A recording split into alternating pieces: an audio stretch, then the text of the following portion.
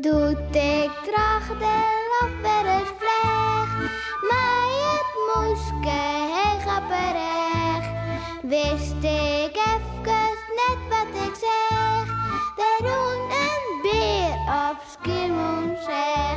Beer boeloe, boeloe de beer. Wat oh wat, beleven te deze keer.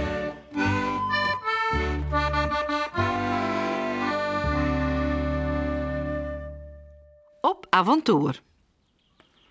Ja, wat is er hoor? Warm genoeg, ja. Maar ze vinden haar zelfs gewoon leuk.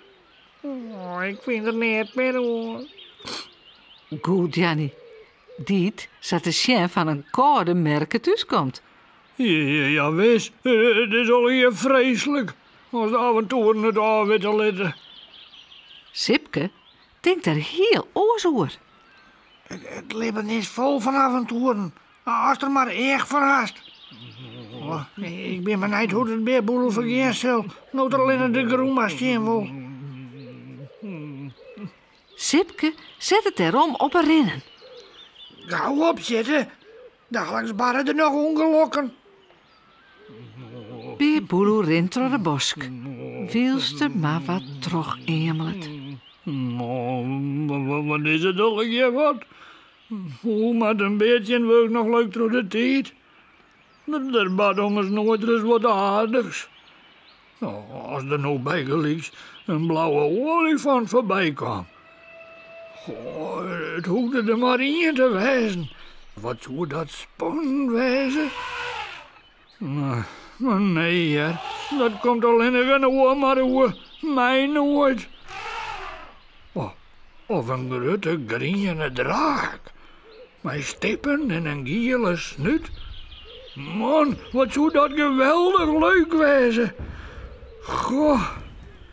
Nou, dan heb ik van mijn hele leven genoeg mee maken.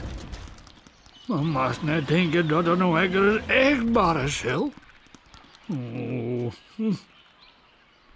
Ek Jannie zucht lieke mismoedig voor haar uit. Ach, wat is wat, hé?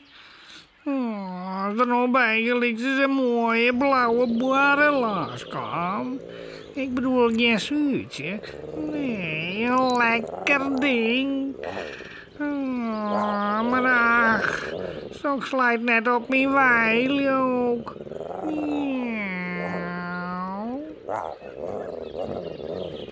Sipke zucht likwijls heel wat oors als Beerboeloe en Jannie. Help! Er rent een blauwe olifant. En daar vreselijk. Een groene draak met stippen en een gele snuit. En daar een dikke blauwe boare. Ropt eruit. Maar de oren jaren het net. Kan het nog avontuurlijker? Of moen dan maar afwachten.